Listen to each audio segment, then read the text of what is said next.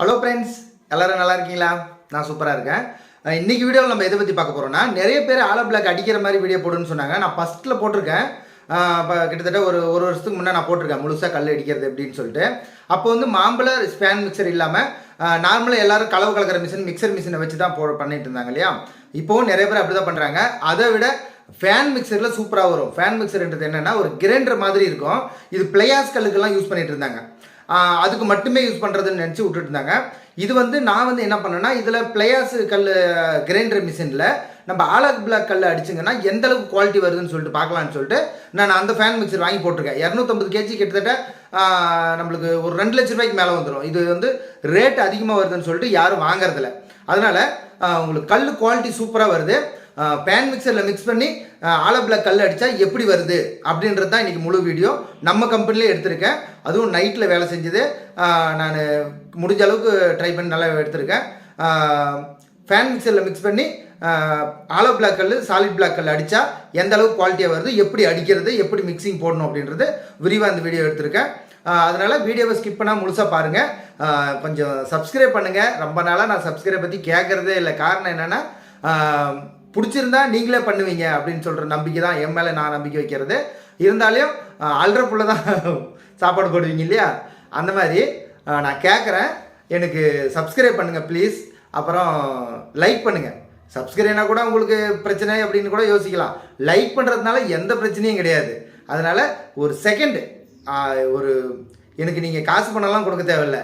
ஒரு செகண்ட் பார்த்து ஒரு லைக் பண்ணிங்கன்னா ரொம்ப சந்தோஷமாக இருக்கும். முக்கியமாக இந்த வீடியோ ரொம்ப பிரயோஜனமான வீடியோ. காரணம் என்னென்னா, கல் எப்படி அடிக்கிறது என்னன்னு சொல்லிட்டு விரிவாக நான் க்ளீனாக பேசியிருக்கேன், க்ளீனாக வீடியோ எடுத்திருக்கேன்.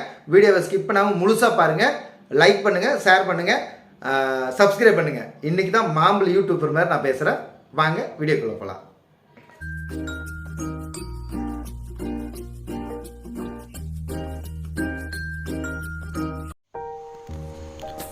இதுதான் இது வந்து பார்த்திங்கன்னா ஜல்லி 12 mm ஜல்லியும் 6 mm ஜல்லியும் கலந்து போட்டிருக்காங்க. இறக்கும் போதே அப்படியே இறக்கிடுறாங்க. இதில் வந்து பார்த்திங்கன்னா முக்கால்வாசி 6 mm தான் போட்டிருக்காங்க இந்த டைமு. நான் வந்து 12 போட்டால் தான் கல் குவாலிட்டி வரும்னு சொல்லுவேன். காரணம் என்னென்னா, உங்களுக்கு முனை உடையிறது இதெல்லாம் கொஞ்சம் உடையும். சிமெண்ட் வந்து பார்த்திங்கன்னா ஒரு மூட்டை சிமெண்ட்டில் 4ஆக பிரித்து ஒரு பாண்டில் 4 பாண்டில் வரும். ஒரு மூட்டை சிமெண்ட்டு அதில் ஒரு பங்கு போடணும். அதை பிரித்து வச்சுருவாங்க. கிட்டத்தட்ட ஒரு 18 பாண்ட்லி டஸ்ட்டும் டஸ்ட்டும் ஜல்லியும். காரணம் என்னென்னா, உங்களுக்கு சிலது கரெக்டாக பிரித்து போட முடியாது. நம்மளுக்கு 18-19 பாண்ட்லி போட்டாங்கன்னா கிட்டத்தட்ட 15 கல் வரணும். இதான் அதோடது. டஸ்ட்டு சில டைமு ஜல்லிலேயே கலந்து வந்துடும். அதில் சில கிருசரில் எங்களுதில் பார்த்தீங்கன்னா இதில் பாதி டஸ்ட்டு இதுலேயே வந்துருச்சு. அதனால் கம்மியாக தான் போடுறாங்க டஸ்ட்டு வந்து. ஆனால் முழுசாக போடும்போது 18-19 பாண்ட்லி போடணும். ரெண்டும் சேர்த்து போடக்குள்ள 18-19 பாண்ட்லி கிட்ட போட்டுருவாங்க. எதுவுமே கணக்கு கிடையாதுங்க. அவங்க லோடு கணக்கில் போடுறாங்க. இவங்க கணக்கு கரெக்டாக வராது. அங்கே கொஞ்சம் ஆனால் கல் கணக்கு கரெக்டாக வந்துடும். ஒரு பாண்ட்லி 1/2 பாண்ட்லி எச்சு கம்மி போடுவாங்க. லோடு கணக்காக போட்டுருவாங்க. கிட்டத்தட்ட நான் சொல்கிறேன் 18-19 ஒரு பாண்டில் சிமெண்ட் போடுறாங்க பாருங்கள். இது வந்து ஒரே டைமாக கொட்டிடலாம். இந்த ஃபேன் மிக்சரை பொறுத்தளவுக்கு ஒரே டைமாக எல்லாத்தையும் கொட்டி கடைசியாக தண்ணி ஊற்றினாவே போதுமானது. இவர் ஒருத்தர் வந்து அங்கே ஜல்லி நம்ம வண்டியை தள்ளி போய் கொட்டிட்டு வந்துட்டு அப்புறம் சிமெண்ட்டை எடுத்து கொட்டிட்டு தண்ணி ஊற்றுறது ஒருத்தரோட வேலை. 2 பேரும் மெட்டீரியல் போடுறது வேலை. ஈஸி மெத்தட் தான் இது. இது ஒரு ஆள் வேலையை குறைக்கும். மாம்பழம் 5 பேர் 4 பேர் செய்கிறவங்க 3 பேர் கூட இது செய்ய முடியும். ஏன்னா இவங்களே லோடு போட்டு அவங்களே போய் வண்டி தள்ளிட்டு போகலாம். இது திருப்பி கொட்டுற வேலை கிடையாது. இந்த ஃபேன் மிக்சர் வேலை இது நல்லா கலங்கும். இதுவே நீங்கள் இப்போ நார்மல் மிக்சர் மிஷினாக இருந்தால் ஒரே டைம் இப்படி கொட்ட முடியாது, ஒரே டைம் தண்ணி ஊற்ற முடியாது, ஒரே டைம் சிமெண்ட்டும் போடக்கூடாது. கொஞ்சம் கொஞ்சமாக அங்கங்கே போடணும். எங்கெங்கே தண்ணி ஊற்றுறீங்களோ அங்கே மட்டும்தான் நலையாது. ஆனால் இது அப்படி இல்லை. எப்படி கொட்டினாலுமே நல்லா சுற்றி நல்லா மெரிச்சு கொடுத்துரும். கிரைண்டர் டைப்பு இது வந்து பார்த்திங்கன்னா மாம்பழம் நம்ம ஒரு கிரைண்டரு அரிசி ஆட்டுற கிரைண்டர் இருக்குல்ல, அந்த மாடலை வச்சு தான் இது பண்ணியிருக்காங்க. நல்லா கலங்குது பாருங்கள். உங்களுக்கு பார்த்தா தெரியும் எப்படி கலங்குதுன்னு.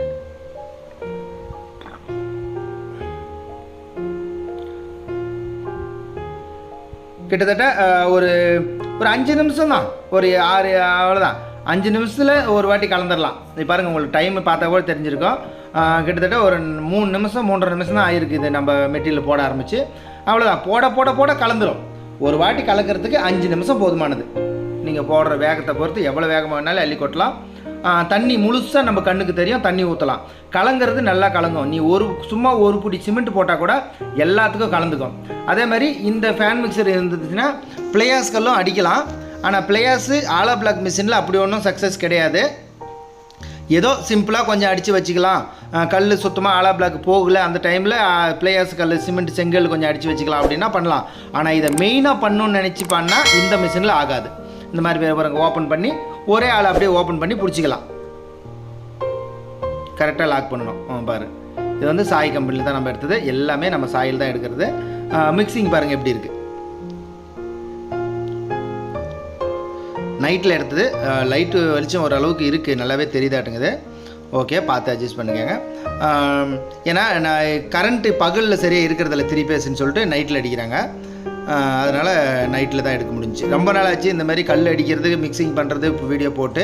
அதனால் நிறைய பேர் எனக்கு இந்த மாதிரி வீடியோ போடுங்கன்னு கேட்குறாங்க. அதனால தான் ஒரு வீடியோ எடுக்கலான்னு சொல்லிட்டு எடுத்தேன் நைட்டு. இது வந்து பாருங்கள், ஃபஸ்ட்டு வந்து கலவையை கொண்டாந்து கொட்டிட்டு கலவை நல்லா ஒரு 3 இன்ச் ஹைட்டுக்கு இதை ஏற்றி விடணும். நான் எல்லா வீடியோவிலும் சொல்கிறதா பாருங்கள். கலவை எப்படி தள்ளி விட்டுங்கிறாரு கரெக்டாக பாருங்கள். மீதி கலவை இழுத்து விட்டு வைப்ரேஷனு ஆட்டோ வைப்ரேஷன் ஒன்று இருக்கும். அதை அமுத்தி விட்டோங்கன்னா ஆட்டோமேட்டிக்காக அது இழுக்கிற கலவையை இழுத்துக்குன்னு அப்படியே சைலண்ட்டாக அதுவே ஆஃப் ஆகிக்கும். அதுக்கப்புறம் மிச்சம் இருக்கிற கலவை ஃபுல்லாக இது மாதிரி சுத்தமாக எடுத்துடணும். எடுத்துகிட்டு எதுனா ஒரு கலவை பின்னாடி கல் பார்த்தீங்கன்னா எதுனா பள்ளங்கள்லாம் வந்துச்சுன்னா அந்த இடத்துல கொஞ்சோண்டு கலவு விடணும். பாருங்கள், அந்த ரைட் சைடில் கொஞ்சோண்டு கலவு விட்டுருக்காரு பாருங்கள். அது அப்புறமா இது வந்து அடிக்கிற மிஷின் கிடையாது. 3 வைப்ரேட்டர் மிஷின் வந்து அமுக்கிற மிஷின். 2 வைப்ரேட்டருக்கு 3 வைப்ரேட்டருக்கு என்ன வித்தியாசம்னு கேட்குறீங்களா? இதுதான். அந்த ரதர் போய் அங்கே முட்டுச்சுன்னா, அங்கே மேலே ஒன்று காட்டணும் பார்த்தீங்களா, அந்த ரதர் போய் முட்டுச்சுன்னா உங்களுக்கு கல் மட்டம் ஆயிடுச்சுன்னு அர்த்தம். 3 வைப்ரேட்டர் மிஷினை அடிக்கவே தேவையில்லை. ஒரே ப்ரெஸ்ஸிங் அப்படியே அமுத்தி ஹைட்ராலிக் அமுத்தி பிடிச்சிக்கினா போதும், கல் வெளியே வந்துடும். பாருங்கள் கல் எப்படி வந்திருக்கு ஃபினிஷிங் பாருங்கள். சிப்ஸும் அரைஜல்லி கம்மி தான். இதில் சிப்ஸு நிறையா இருக்குது. கல் நல்லா அச்சு வரல மட்டும் எப்படி கரெக்டாக வருது பாருங்கள். நல்லா தண்ணி கசியணும். இந்த மாதிரி முக்கியமாக தண்ணி தான் மெயின். தண்ணி கசியணும். எந்த அளவுக்கு தண்ணி நம்ம அதிகம் அதுக்குன்னு நிறையா ஊற்றிடக்கூடாது. ஒரு அளவு கரெக்டாக மெயின்டைன் பண்ணிங்கன்னா சூப்பராக வரும் கல்.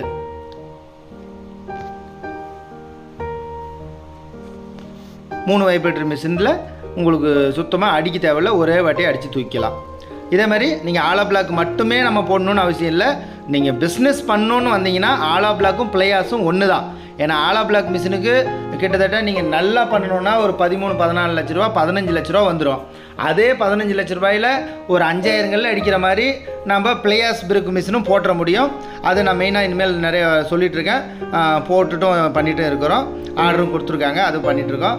அடுத்தது நம்ம பிளேயாஸும் நம்ம நிறைய பண்ணலாம். சிமெண்ட் செங்கல் இதில் விட அதில் நல்ல லாபம் இருக்குது. அதுவும் ஃப்யூச்சரும் அதில் நல்லா இருக்குது. பாருங்கள், வேணுன்றவங்க கால் பண்ணுங்கள், அது சம்மந்தமாகவும் பேசலாம். இது வந்து பாரு நம்மளது தண்ணி கலம் தான், 2 கலம் தான் நான் போட்டிருக்கேன். எனக்கு இடம் இல்லை, வாடகை இடம் இது. இதில் வந்து என் ஃப்ரெண்டு தான் இப்போ பார்த்துக்குறான். நான் வந்து வெளியில் ஜாஸ்தி சுற்றுறதுனால ஃப்ரெண்டை பார்த்துக்க சொல்லிட்டு நான் வெளியில் போயிடுறேன். இன்றைக்கி நைட்டு இங்கே இருந்ததுனால நான் வீடியோ எடுக்கிறேன். தண்ணி கலம் தான், 2 கலம், 1 அவுட் 1. எக்ஸ்ட்ரா ஒரு கலம் போட்டிருக்கோம், அதுக்கு பண்ணல. இது வந்து பாருங்கள் பம்பு, அது கீழக்கிறது இது வைப்ரேட்டர் மோட்ரு. தண்ணி கரெக்டாக இருக்கணும். கொஞ்சம் ஜாஸ்தியாக போட்டாலும் கல் வராது, இல்லை கம்மியாக போயிட்டாலும் கல் வராது. மட்டத்தை கரெக்டாக பார்த்துக்கங்க.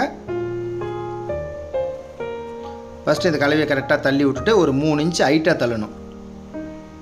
அந்த கலவை அந்த வைப்ரேட்டரு ஆட்டோ வைப்ரேட்டர் போட்டதுக்கப்புறம் கலவை கீழே போகக்கூடாது. பாரு டச் பண்ணார் பார்த்தீங்களா, அது குழி விழக்கூடாது. பாருங்கள் எல்லாம் கரெக்டாக மட்டமாக போய் உட்காந்துக்கும். மீதி இருக்கிற கலவையை கிளியெல்லாம் இழுத்துடணும்.